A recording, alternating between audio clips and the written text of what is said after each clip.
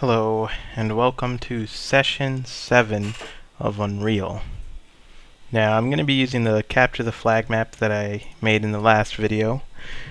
And in this video, I'm going to be covering packages. So, what are packages? Everything in this list that you're seeing in the generic browser is a package.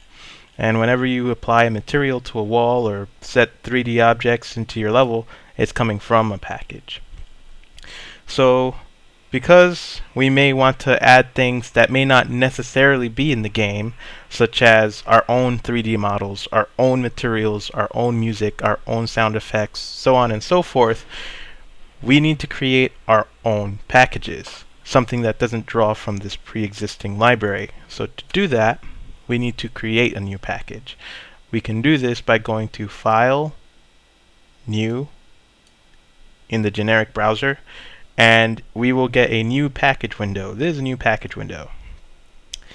Usually it takes a name of a package or something, unless you have like nothing selected. So make sure that you create a new package name for yourself. You don't want to rename any of the packages on this list over here. You want to create a brand new package. So since I'm using this CTF match, I'm going to call this package OVO for 1v1, which is what I named my map. And I'm going to just say flag over here, underscore flag, so that I can see from this list what my package is. So I'm going to click OK and look for my package in this list, and here it is. This is a blank package.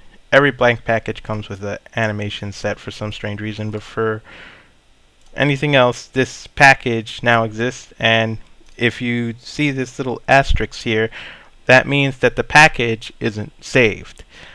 So since we created a package, and anytime we do anything different to the package, this asterisk will always appear. So train yourself to see that if you see an asterisk like this, you have to right-click Save. When you do this, it's gonna tell you where you want to save your package as, and if I click Save over here, just leave it as is.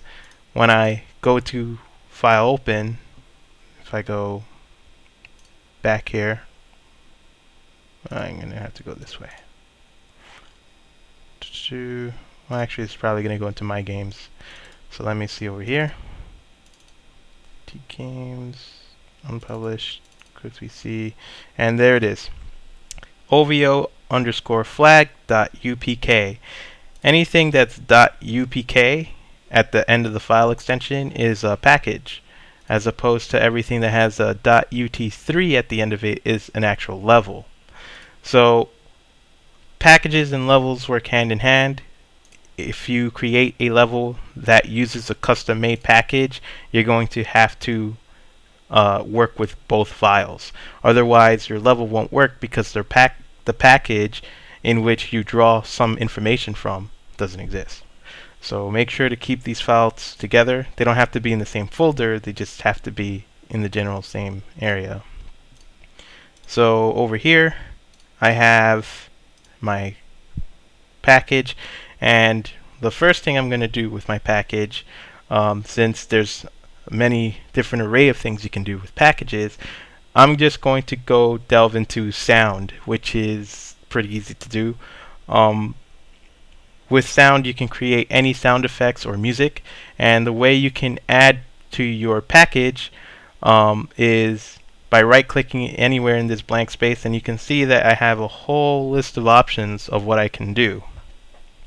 Animations, camera animations, materials, the whole 9 yards. So like I said, for the purpose of this video, I'm just going to be going into sound because I believe that having music in your level is half the game. If you have really great music while you're playing your game, running in the background to just add to that epic feel, you immerse the game experience even further. So I'm going to create this sound cue, and it's going to make me create a name for this sound cue that I am making. So I'm just going to call this capture music for when we capture this flag. And I'm going to be shown this Kismet that's sort of self-contained. It only has these options and I can't really do much else with them. So this doesn't really affect the main Kismet per se, but it's the Kismet needed to manipulate and create sound. So before I can work with this, I need a sound to plug into this little speaker. So in order for me to do that, I'm going to need to make sure that I have a WAV file, because for some strange reason Unreal 3 only takes WAV files for music, sound effects, and the whole thing like that. So I'm going to open, in my case, Adobe Premiere, and I have pre-downloaded a sound here. I'm going to call this flag music.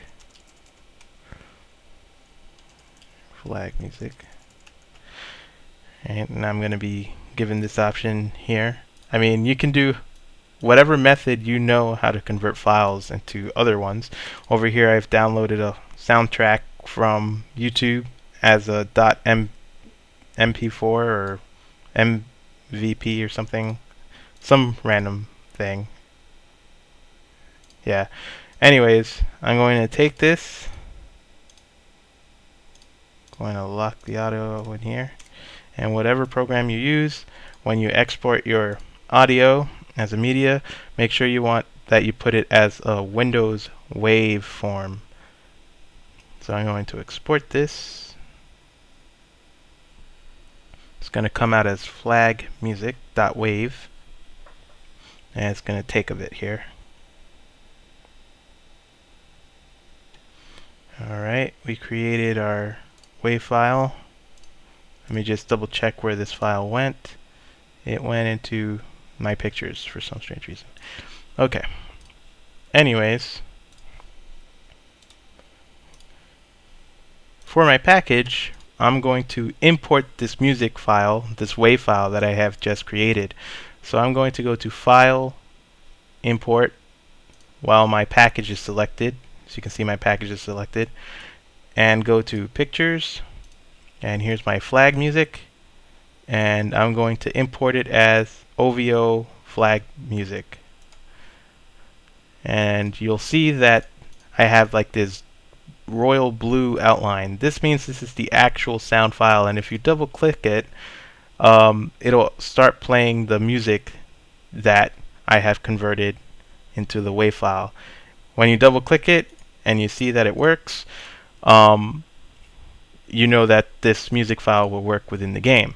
So now I have to make this music work with our sound cue. So I'm going to right click on my sound cue to open up my sound cue editor, which will bring us back to this Kismet. I'm going to select the song that I have imported into my package, and I'm going to right click in the Kismet and select sound node wave flag underscore music. This is our song, right? And we can put it in here, but we need to give our song a little more functionality. So let me cut that. First, I want to make this song an attenuation. An attenuation basically means that it makes the sound work as a radius. The closer you get to the sound node, the louder it gets. The further away you get from the sound node, the quieter it gets. Basically what I'm going to be doing is I'm going to create a sound node and expand the radius of the sound node so wide that it encompasses the whole level, and it doesn't matter how far or close you are from the node, you will always hear the sound effect at the same volume. So I'm going to place that there, and I'm also going to make this looping so that when the song finishes playing, it doesn't just stop playing, it'll start from the beginning again. So along with my attenuation, I'm going to go into my looping and I'm going to connect this. And right now I should have a working sound file.